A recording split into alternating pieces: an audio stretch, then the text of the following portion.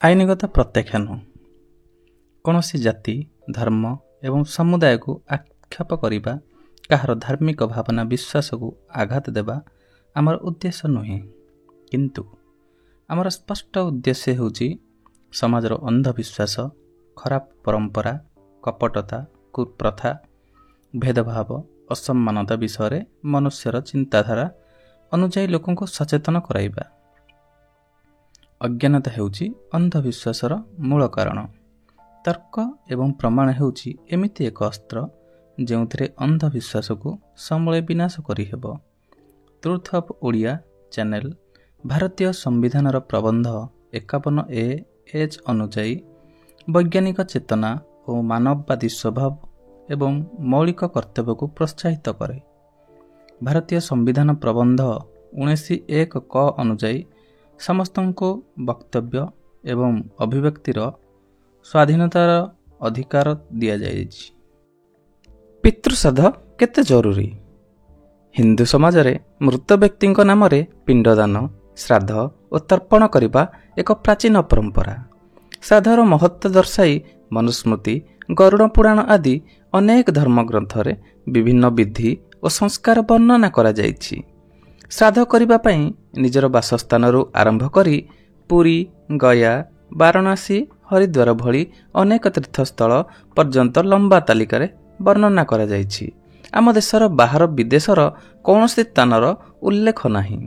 ହୁଏତ ସେତେବେଳେ ବିଦେଶରେ ରହିଥିବା କୌଣସି ତୀର୍ଥସ୍ଥଳ ମୁନି ଋଷିମାନଙ୍କୁ ଜଣା ହିଁ ନଥିଲା କିମ୍ବା ବିଦେଶରେ କୌଣସି ତୀର୍ଥସ୍ଥଳ ହିଁ ନଥିଲା। ମହର୍ଷି ମନୁ ଗୃହସ୍ଥ ମଣିଷମାନଙ୍କ ପାଇଁ ପଞ୍ଚମହାଯଜ୍ଞ ପ୍ରତିଦିନ କରିବା ପାଇଁ ନିର୍ଦ୍ଦେଶ ଦେଇଛନ୍ତି।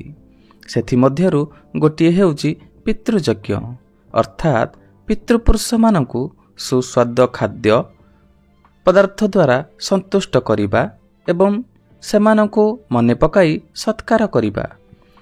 ପିତୃପୁରୁଷଙ୍କୁ ଶ୍ରଦ୍ଧା ସହିତ ଯେଉଁ ସତ୍କାର କରାଯାଏ ତାକୁ ଶ୍ରାଦ୍ଧ କୁହାଯାଏ ଏବଂ ତାହାଦ୍ୱାରା ପିତୃପୁରୁଷଙ୍କୁ ଯେଉଁ ତୃପ୍ତି ପ୍ରାପ୍ତ ହୁଏ ତାକୁ ତର୍ପଣ ବୋଲି କହନ୍ତି। ଆନ୍ତରିକ ସ୍ନେହାଭାବକୁ ହିଁ ଆମେ ଶ୍ରଦ୍ଧା କହିପାରିବା ଏବଂ ଶ୍ରଦ୍ଧାରେ କରାଯାଇଥିବା କର୍ମକୁ ହିଁ ଶ୍ରାଦ୍ଧ ବୋଲି କହିପାରିବା। ଶାସ୍ତ୍ର ଅନୁସାରେ ପିତର ମାନେ ପିତୃପୁରୁଷ 5 ପ୍ରକାର। ପ୍ରଥମଟି ହେଲା ଜନ୍ମ ଦେଇଥିବା ମାତା ଓ ପିତା, ଦ୍ୱିତୀୟଟି ହେଲା ଯଜ୍ଞ ପବିତ ଦେଉଥିବା ଆଚାର୍ଯ୍ୟ, ତୃତୀୟ ହେଲା ବିଶେଷ ଧରଣର ଜ୍ଞାନ ପ୍ରଦାନ କରୁଥିବା ଗୁରୁ, ଚତୁର୍ଥ ହେଲା ପ୍ରଜାମାନଙ୍କ ପାଇଁ ଖାଦ୍ୟ ପଦାର୍ଥ ବ୍ୟବସ୍ଥା କରୁଥିବା ବ୍ୟକ୍ତି, ପଞ୍ଚମ ହେଲା ସଙ୍କଟ ବା ବିପଦରୁ ରକ୍ଷା କରୁଥିବା ସୁରକ୍ଷା କର୍ମଚାରୀ।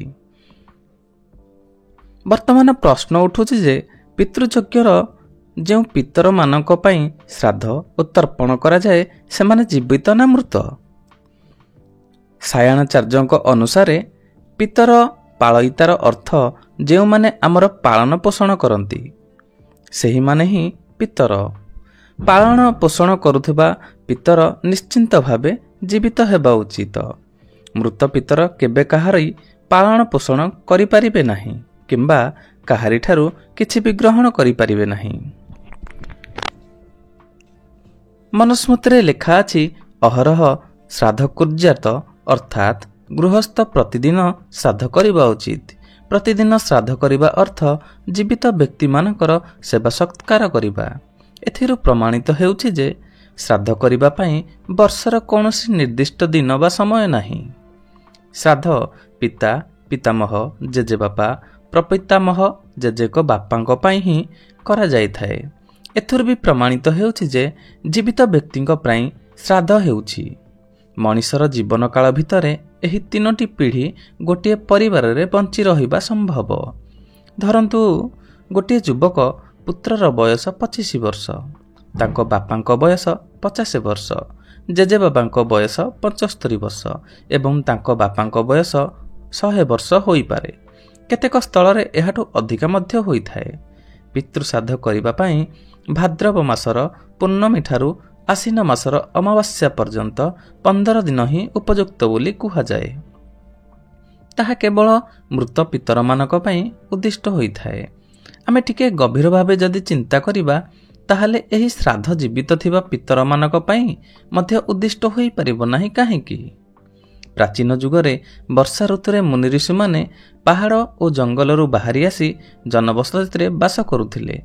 ସେମାନେ ଚତୁର୍ମାସ ବର୍ଷା ପ୍ରଭାବରୁ ନିଜକୁ ରକ୍ଷା କରିବା ପାଇଁ ଜନବସତିରେ ରହୁଥିଲେ।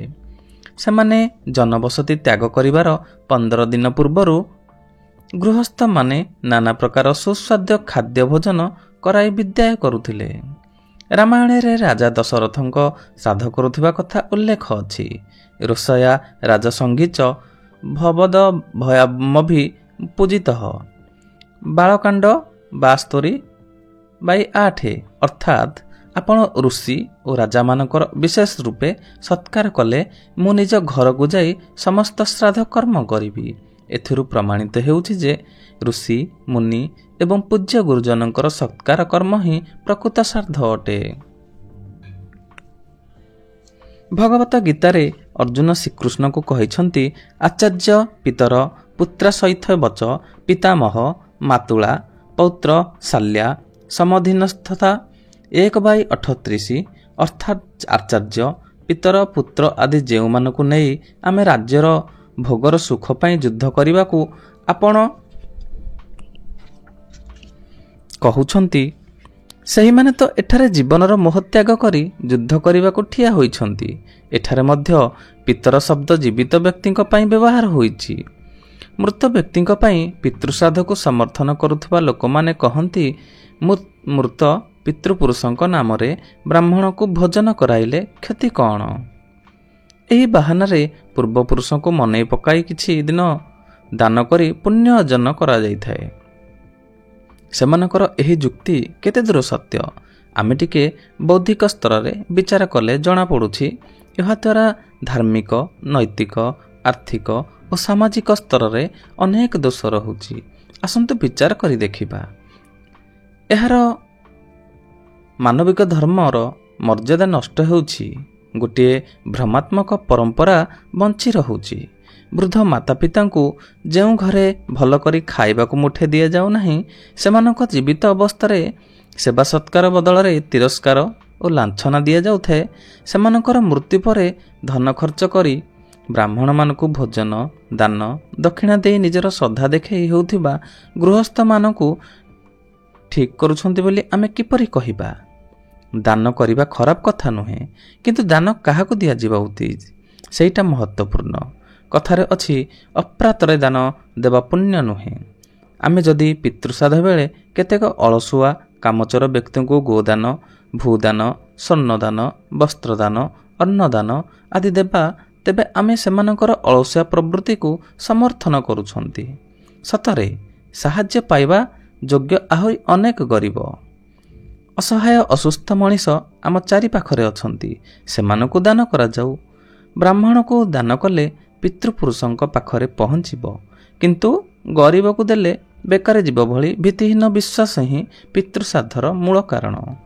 ସେଥିପାଇଁ ଆଜି ଭାରତରେ ପ୍ରାୟ 50 ଲକ୍ଷରୁ ଅଧିକ ସାଧୁ ସନ୍ନ୍ୟାସୀ କେବଳ ଦାନ ଦକ୍ଷିଣା ପାଇ କୌଣସି ଉତ୍ପାଦନମୂଳକ କାମ ନ କରି ଐଶ୍ୱର୍ଯ୍ୟରେ ଜୀବନଯାପନ କରୁଛନ୍ତି। ଯେକୌଣସି କର୍ମକୁ କରିବା ପୂର୍ବରୁ ତାହା କେତେ ଦୂର ଉପଯୋଗୀ ଓ ଜରୁରୀ ଚିନ୍ତା ନ କରି କେବଳ ପରମ୍ପରା ପାଳନ କରିବା ପାଇଁ ବାଧ୍ୟତାମୂଳକ ଭାବେ କଲେ ତାହା ଶୁଦ୍ଧ କର୍ମ ନୁହେଁ, ଅଯଥା ଧନହୀନ ପ୍ରାଣପୀଡ଼ା ହେବା କଥା।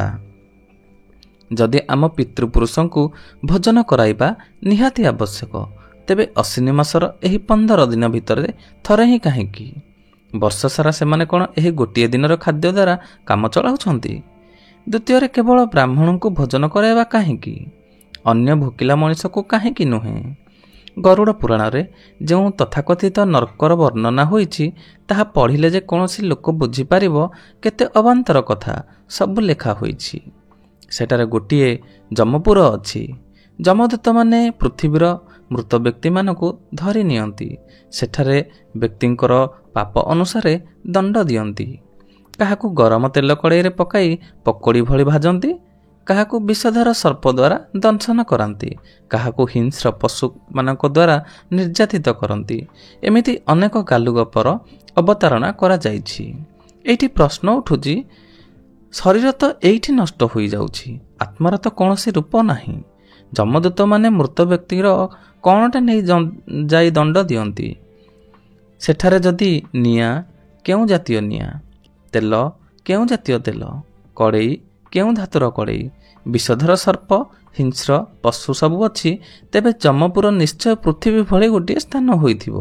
ତାର ଅବସ୍ଥିତି କେଉଁଠି? ଆଜି ପର୍ଯ୍ୟନ୍ତ ସାରା ଦୁନିଆରେ ଅନେକ ସ୍ୟାଟେଲାଇଟ୍ ଆକାଶରେ ଘୁରୁ ବୁଲୁଛନ୍ତି, କେହି ବି ଯମପୁରକୁ ଦେଖିପାରୁନାହାନ୍ତି କାହିଁକି?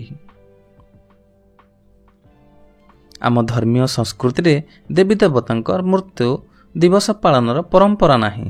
ଜନ୍ମ ଦିବସ ପାଳନର ପରମ୍ପରା ଅଛି, ଯଥା କୃଷ୍ଣ ଜନ୍ମାଷ୍ଟମୀ, ରାମନବମୀ, ବଳରାମଙ୍କ ଜନ୍ମ, ପଶୁରାମ ଜୟନ୍ତୀ। ତେଣୁ ପିତୃଶ୍ରାଦ୍ଧର ଆବଶ୍ୟକତା କାହିଁକି? ଦେବୀ ଦେବତା ଯଦି ଜନ୍ମ ହୋଇଥିଲେ ସେମାନେ କେବେ ତ ମୃତ୍ୟୁ ବି ଲଭିଥିବେ। କାହାର ମୃତ୍ୟୁ ଦିବସ ନାହିଁ କାହିଁକି? ବର୍ତ୍ତମାନ ଆମେ ଶାସ୍ତ୍ର ଜଗତରୁ ବାହାରି ମୁକ୍ତ ମନରେ କିଛି ପ୍ରଶ୍ନର ଉତ୍ତର ଖୋଜିବା। ପିତୃଶ୍ରାଦ୍ଧର ସମର୍ଥକମାନେ କହିବେ ଏହା ସବୁ ବିତର୍କ, କିନ୍ତୁ ସଚେତନ ପାଠକ ବିଚାର କରନ୍ତୁ। ନିମ୍ନଲିଖିତ ପ୍ରଶ୍ନ ଓ ଉତ୍ତରଗୁଡ଼ିକ ତର୍କସଙ୍ଗତ କି ନୁହେଁ। ପ୍ରଥମ ପ୍ରଶ୍ନ, ପତିର ନାମଟି କାହାର ବା ପିତର ନାମଟି କାହାର? ଶରୀରର ନା ଆତ୍ମାର ଅବା ଆତ୍ମା ସହିତ ଶରୀରର? ଉତ୍ତର, ଯଦି ପିତର ଶରୀରର ନାମ ହୁଏ ତେବେ ମୃତ୍ୟୁ ପରେ ଶରୀର ତ ଏଇଠି ନଷ୍ଟ ହୋଇଯାଏ। ମୃତ୍ୟୁବରଣ କରିଥିବା ବ୍ୟକ୍ତିଟି ଆମର ପିତର ହୋଇ ରହିଲା ନାହିଁ। ଆମେ ଶ୍ରାଦ୍ଧ ଦେବା କାହାକୁ? ଯଦି ଆତ୍ମାକୁ ପିତର ବୋଲି ମାନିବା, ତେବେ ଶାସ୍ତ୍ର ତ କହୁଛି ଆତ୍ମା ଅମର, ଅଜର, ତାର ଜନ୍ମ ନାହିଁ କି ମରଣ ନାହିଁ, ସେ ନିର୍ଲିପ୍ତ, ସେ କାହାରି ବାପ ନୁହେଁ କି ମା ନୁହେଁ। ତାହେଲେ ଆମେ କେଉଁ ପିତରକୁ ଶ୍ରାଦ୍ଧ ଦେଉଛୁ? ଯଦି ଶରୀର ସହିତ ଆତ୍ମା ଥିବା ବ୍ୟକ୍ତିଙ୍କୁ ଆମେ ପିତର ବୋଲି ମାନିବା, ତେବେ ଆମ ଘରେ ବଞ୍ଚି ରହିଥିବା ପିତା, ପ୍ରପିତା ଆଦି ଆମର ପିତର। ମଣିଷ ଶରୀର ତ୍ୟାଗ କଲା ପରେ ତ ଆମର ପିତର ମଧ୍ୟ ଚାଲିଗଲା। ଯେଉଁ ବ୍ୟକ୍ତି ଶରୀର ତ୍ୟାଗ କଲା ସେ ପିତୃଧର୍ମ ପାଳନ କରିବ କିପରି? ତେଣୁ ପିତୃଧର୍ମ ନଥିଲେ ପିତୃଶ୍ରାଦ୍ଧର ଔଚିତ୍ୟ କେଉଁଠି? ପ୍ରଶ୍ନ ନମ୍ବର 2, ଶ୍ରାଦ୍ଧ ଗ୍ରହଣ କରିବାକୁ ପିତରମାନେ ଶରୀର ସହିତ ଆସନ୍ତି ନା ଶରୀର ବିନା ଆସନ୍ତି? ଯଦି ଶରୀର ସହିତ ଆସୁଥିବେ ଆମେ ତାଙ୍କୁ ନିଶ୍ଚୟ ଦେଖିପାରିଥାନ୍ତେ।